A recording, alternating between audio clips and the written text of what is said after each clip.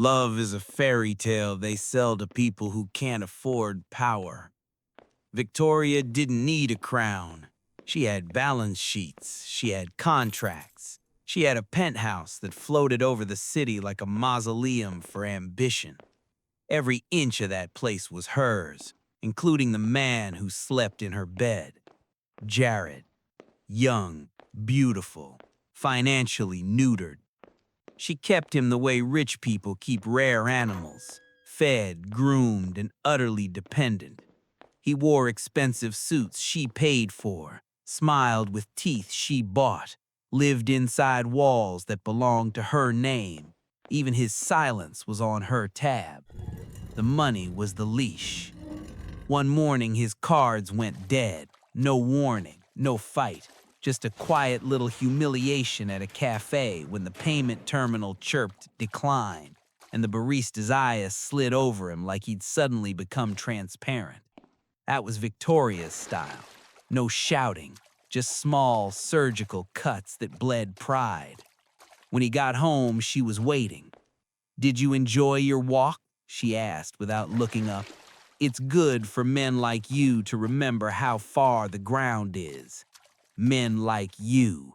That was her favorite phrase, a velvet knife. She liked doing it in front of witnesses. At her dinner parties, the city's predators gathered to sip wine and trade secrets, and Jared was part of the decor. She'd summon him with a crooked finger. "Bring the champagne. No, not that one. Are you trying to poison us?" They laughed, not because it was funny, but because laughing was safer than becoming the next target. Jared stood there holding a crystal bottle like a child clutching a broken toy, feeling his face burn while his wife carved him up with polite words. After the guests left, the real theater began. "Clean," she'd say. So he cleaned.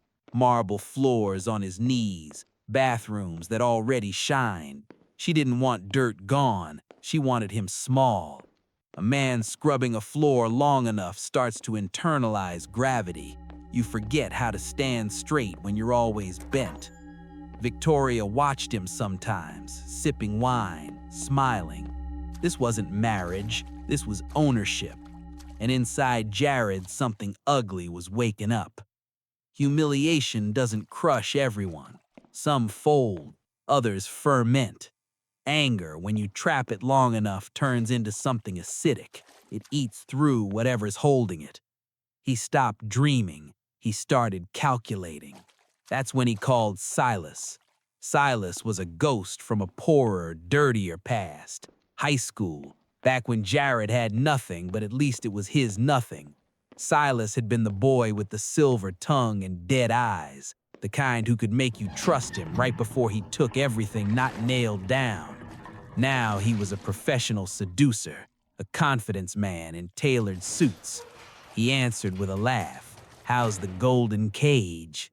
Jared met him in a bar that smelled like stale alcohol and worse decisions. Silas looked the same, sharp grin, predator's calm. "She owns me," Jared said flatly. "Every dollar, every breath." Silas stirred his drink. "You always did like powerful women. I like surviving, that's different." Silas's eyes glittered. "So what's the play?" Jared leaned in. "I want you to get close to her. I want her to slip. I want her to do something stupid." "You want me to seduce your wife?" "I want you to expose her. She thinks she's untouchable. I need proof that she isn't." Silas smiled slowly. "You know there's no love here, right? Whatever she does, it won't be betrayal. It'll just be appetite." "I don't believe in love. I believe in leverage." Silas lifted his glass. "Then you called the right snake." Outside, the city kept glowing like a cheap promise. Inside that bar, two men planned to pull the queen's throne apart plank by plank. And Victoria, high above it all, still thought she was alone with her obedient pet, never noticing the fangs sliding into her shadow. Power doesn't like to be alone. It needs an audience, and Victoria, for all her money and marble, had been starving. Silas slid into her world the way a whisper slips into a quiet room. He didn't announce himself. He didn't challenge her. He just appeared, introduced as one of Jared's old friends, which already made him sound harmless, a relic, something she didn't have to take seriously. That was the trick. Silas dressed like he respected himself. That alone made him a contrast. Jared, in his tailored obedience, had begun to look like an accessory, another piece of furniture Victoria owned. Silas looked like a man who chose his own shoes in the morning. At the first dinner, he didn't fawn, he didn't flinch. He asked Victoria questions and actually waited for the answers. About her companies, about her enemies, about the parts of her life that didn't make it into magazines. Jared watched from the edge of the room, holding a tray, feeling like a ghost at his own funeral. Silas laughed at Victoria's jokes, not the polite, fearful laughter her other guests gave her, but something warmer, something that said, "I see you, not just your net worth." That sound was a crack in the wall she'd built around herself. Victoria noticed. Of course she did. She was a predator. Predators always notice when someone isn't afraid of them. The next time Silas came over, she kept him longer. The next time after that, she poured him a drink herself. The conversations got quieter, more personal. Jared became invisible, which was new and dangerous. Victoria had been at war with Jared for so long she'd forgotten what peace felt like. He was her punching bag, her reminder that she was superior. But a punching bag doesn't admire you, it just absorbs. Silas admired her. He called her formidable. He called her brilliant. He treated her like a queen, not a jailer.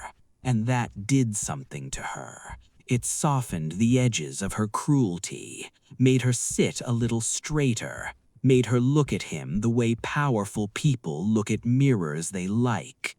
Jared saw it all. He saw the way her eyes followed Silas when he moved, the way her voice dropped when she spoke to him. It was the same look she used to give Jared back when he was still a man and not a possession. That was supposed to be the victory.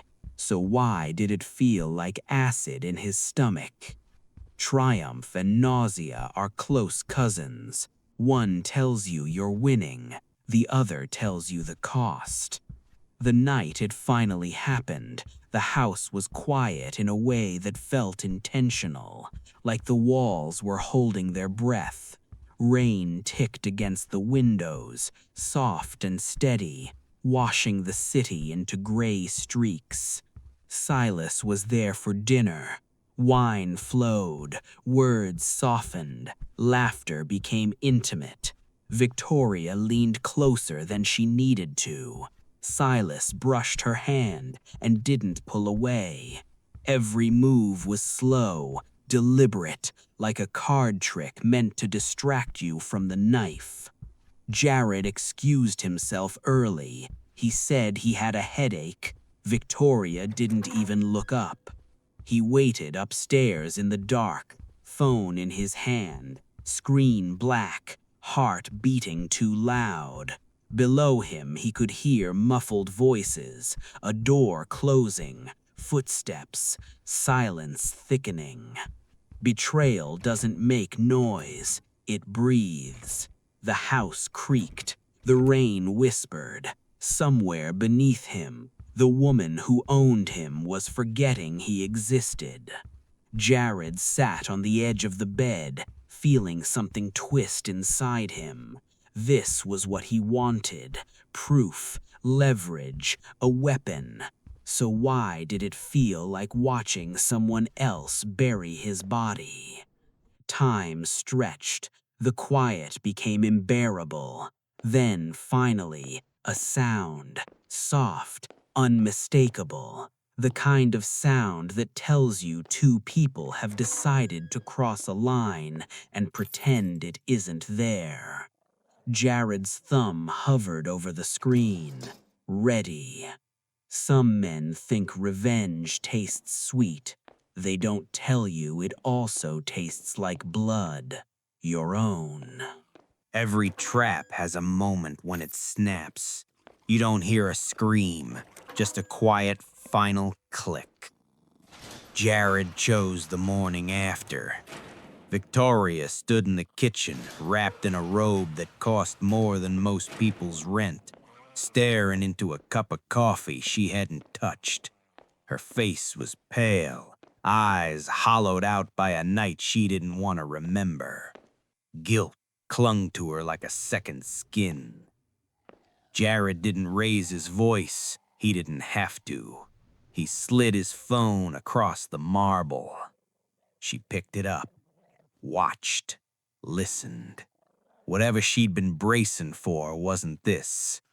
The color drained from her face, not in the flush of being caught, but in the slow, sick realization of something worse. The footage wasn't just proof of betrayal, it was proof of orchestration. The glances, the timing, Silas being there at all. She looked at Jared, and in her eyes something finally broke. Not shame, not even anger. Understanding. "You gave me to him," she whispered, not as an accusation, as a diagnosis. "You sold me." Jared said nothing. Silence was his verdict. Victoria, the woman who bent rooms around her, who could end careers with a phone call, stood there small and naked in a way money couldn't cover.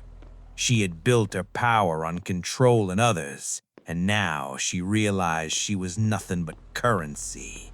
The Queen discovered she was just another transaction. After that, the war ended. She didn't fight. She didn't threaten. She folded.